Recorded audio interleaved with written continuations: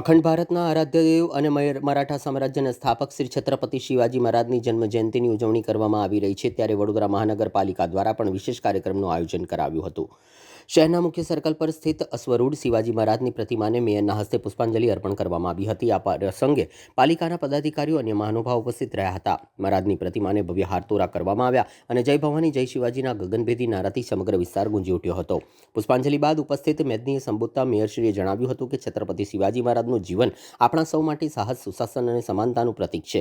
તેમના દ્વારા સ્થાપિત સ્વરાજ્યના આદેશો આજે પણ વહીવટીતંત્ર અને સમાજ માટે દીવાદાંડી સમાન છે। ઉલ્લેખ કર્યો હતો કે તેમની પોતાની સાથે સાથે કરોડો લોકો જેને પોતાના આરાધ્ય દેવ માને છે એવા છત્રપતિ શિવાજી મહારાજ જેમણે હિન્દવી સ્વરાજ્યની સ્થાપના કરી હતી, જેમણે મરાઠી પ્રજામાં સ્વદેશ અને સ્વધર્મની ભાવના જગાવી હતી। તેઓ નીડર, ચતુર, સાહસિક, શક્તિશાળી અને કાર્યદક્ષ રાજવી હતા। તેમની ધર્મ ભાવના અને ધર્મનીતિ ઉદાર હતી। તેમણે કદી મુસ્લિમ ધર્મની નિંદા ન કરી હતી કે ન કોઈ મસ્જિદ તોડી હતી। અને તેમનો એક સચિવ, અંગત સચિવ જે મુસ્લિમ હતો, તેને નમાઝ પઢવા માટે દૂર ન જવું પડે તે માટે તેમણે નજીકમાં મસ્જિદ પણ બંધાવી હતી।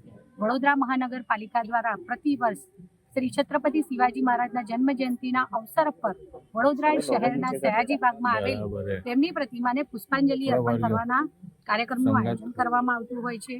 આજરોજ આ કાર્યક્રમમાં ડેપ્યુટી મેયર શ્રી ચિરાગભાઈ બારોટ, પૂર્વ મેયર અને સયાજીગંજ વિધાનસભાના ધારાસભ્ય શ્રી કેયુરભાઈ રોકડિયા, વડોદરા શહેર ભારતીય જનતા પાર્ટીના અધ્યક્ષ ડોક્ટર જયપ્રકાશભાઈ સોની, સાથી પક્ષના નેતા ચંદ્રકાંતભાઈ બત્તુ, મારા સૌ સાથી સભાસદશ્રીઓ, સ્થાનિક નાગરિકો અને મોટી સંખ્યામાં મરાઠી સમાજના લોકો સૌએ સાથે મળી અને તેમની પ્રતિમાને પુષ્પાંજલિ અર્પણ કરી હૃદયાંજલિ અર્પણ કરી।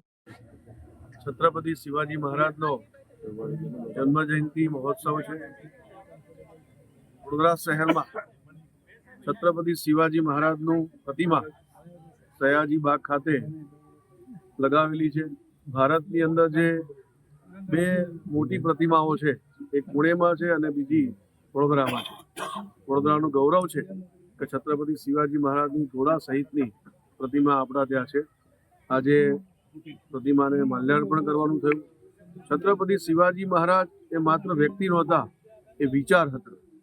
એમને એમના માતા જીજાબાઈમાંથી જે સંસ્કારો મળ્યા હતા એનાથી એમને સંકલ્પ લીધો તો મા ભવાનીની સામે ઊભા રહીને કે હું મારા જીવનકાળમાં હિન્દી સ્વરાજની સ્થાપના કરીશ। અને જે સંકલ્પ લીધો એ સંકલ્પ એમને પૂર્ણ પણ કર્યો।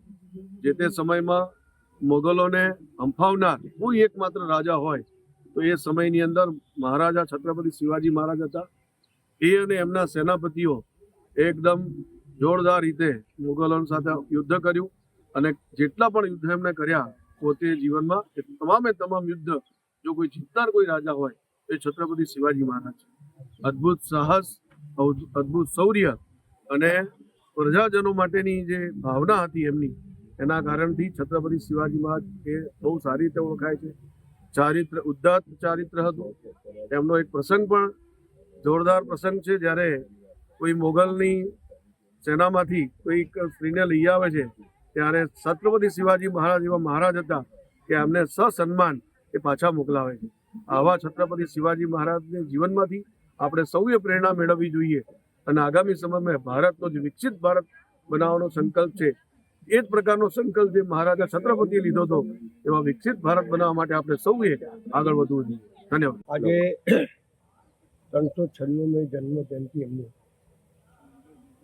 એવી એક વિભૂતિનો જન્મ થયો સેન્ટરમાં, જેને નાની સેના ગોરીલા પદ્ધતિથી